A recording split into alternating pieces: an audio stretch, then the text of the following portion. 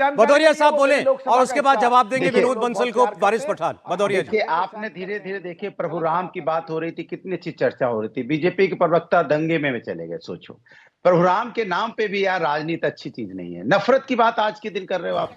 जहां प्रभु राम की बात करो वहां नफरत की तो बात होनी नहीं चाहिए। प्रभु राम तो सबका सम्मान करने वाले लोग हैं। हम तो आपको याद दिलाते हैं, शंकराचार्य अभी मुकेशानंद जी ने क्या बोला था, पता ही होगा आपको। उन्होंने क्या बोला था कि इस पे राजनीति हो रही है, उस पे राजनीति हो रही है। तो कम से कम शंकराचार्य जी जब ये बात कहते हैं तब तो मान जाओ ना। हम कहते हैं मेरी बात मत मानो, शंकराचार्य जी कह रहे हैं कि इस पे राजनीति हो रही है, राजनीति नहीं करनी चाहिए, धर्म सबकी आस्था का विषय है। आपने बोला कि नहीं नहीं हम संविधान को मानते हैं, हम संविधान को मानते। अगर आप संविधान को मानते हैं तो आप ये बता दीजिए, फिर आप संविधान के साथ साथ आप संविधान में कई बातों को क्यों नहीं मानते? तो संविधान में तो लोकतंत्र आता है, विपक्ष भी आता है, तो विपक्ष पे आप हमलावर क्यों होते हो? विपक्ष को पार्लियामेंट में बोलने से क्यों रोकते हो आप? 146 संसदों का निलंबन क्यों कर देते हो आप? ये अब राम मंदिर से वो अलग विषय है, बड़ा विषय है, लेकिन अलग विषय है ना भदौरिया जी। इन्होंने, मैंने नहीं बोला, मैं प्रभु राम की बात कर रहा था। ये संविधान पे गए, ये उस पे गए, इसलिए संविधान याद दिला रहा हूं कि जब प्रभु राम का आचरण को तो आप अपनाते नहीं। प्रभु राम तो महिलाओं का बड़ा सम्मान करते थे, समाज में हर व्यक्ति का सम्मान करते थे, और महिलाओं को यहाँ घसीटा जाता है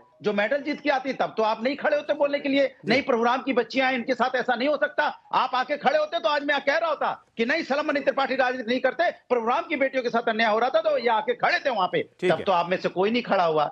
विपक्ष के लोगों को जाना चाहिए 22 तारीख को अयोध्या या नहीं? भदौरिया साहब इतना बताइए। बोलने दीजिए, आप इतना बोलने दिया तो मुझे 10 सेकंड बोलिए। प्रभु राम के बच्चे किसान, वो किस देश के लिए अन्नदाता। प्रभु राम तो हमेशा उनका सम्मान करते थे समाज के अंदर में, क्योंकि अन्नदाता है वो तो हर वर्ग का सम्मान करते थे। लेकिन आपने उनके रास्ते में कील कांटे बिछाए, उनको आपने किस तरह से किसानों की मौत हुई। अच्छा ठीक है, भदौरिया साहब हो गया, मुझे ये इतना बता दीजिए, विपक्ष के लोगों को जाना चाहिए कि नहीं 22 तारीख को? देखिए, विपक्ष के लोग प्रभु राम बुलाएंगे, सब जाएंगे। भारतीय जनता पार्टी कौन होती बुलाने वाली? भारतीय जनता पार्टी बुलाने वाली। अरे भाई एक कार्यक्रम हो रहा है भदौरिया साहब, कोई तो न्योता देगा ना उसका। हमने यहाँ इतनी बात कर ली कि ट्रस्ट न्योता भेज रहा है। भारतीय जनता पार्टी प्रभु राम की ठेकेदार नहीं है, सुन लीजिए। फिर भाजपा की बात आ गई, मैं कह रहा हूँ ट्रस्ट न्योता दे रहा है, उस न्योते को स्वीकार करना चाहिए या नहीं? इतनी सी बात है। मैं बोलता हूँ प्रभु राम बुलाएंगे, सभी जाएंगे। बीजेपी कौन होगी? फिर वही गोलमोल बात, आप सीधा जवाब नहीं दे रहे। बीजेपी सनातन धर्म से तो बड़ी नहीं होगी। अच्छा चलिए ठीक है, वारिस पठान, जिनको अभी कहा गया बाबरवादी, इनको भी राम को याद करना पड़ेगा। वारिस पठान, वन सेकंड, सब प्लीज अपने अपने टर्म में बोले। वारिस पठान नहीं देखो, मेरी बात तो आपने देखिए सौरभ भाई नाम को याद कर रहे हैं क्योंकि इनके पास तो कोई डेवलपमेंट विकास के मुद्दे बचे नहीं है। ये लोगों की तो जितनी गारंटियां थी सब तो फेल हो गई ना। 15 लाख रुपया जमा होगा, 2 करोड़ युवाओं को रोजगार मिल जाएगा, हर चीज प्रधानमंत्री आवास योजना के अंदर इतने को घर मिल जाएगा। मैं आपको दिखा सकता हूँ किसी को घर भी नहीं मिले। ये सारी चीजों से ध्यान भटकाने के लिए आज अयोध्या में प्रधानमंत्री एक आदमी के घर गए, जिसको घर सरकार ने दिया, चूल्हा दिया, शौचालय दिया। आज ही उसी पे आ रहा हूँ 2 से लेकर 350 पर पहुंच गए राम का नाम लेकर। राम जी के नाम के ऊपर ट्रस्ट बना दिया। ट्रस्ट में कितना बड़ा घपला कर दिया लोग ने, आपको पता है ना।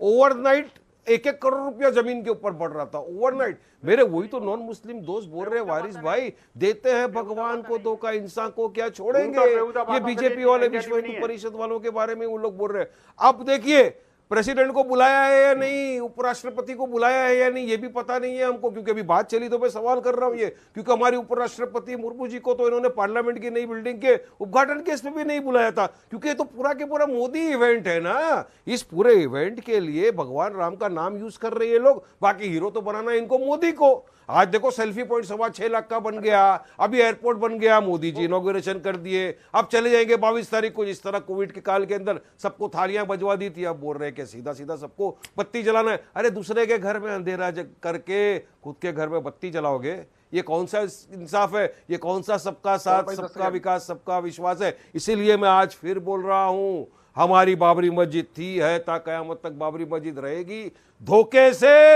धोखे से हमारी बाबरी मस्जिद को आपने शहीद कर दिया और आज आप वहां पर बना रहे हो राम मंदिर। भगवान राम कभी प्रसन्न नहीं होंगे आपसे, क्योंकि वो अगर होते तो वाकई में बोलते कि मत करो ये काम, किसी की मस्जिद को शहीद करके मत बनाओ मेरे लिए वहां पे इतना बड़ा मंदिर, और मत चलो अपनी गंदी सियासत, मत चलाओ अपनी गंदी सियासत, ये बोलते हैं भगवान। छोड़ दो इन बातों को। अरे बाबरी चलेगा, तुमने तो भी संविधान का धजिया उड़ाया।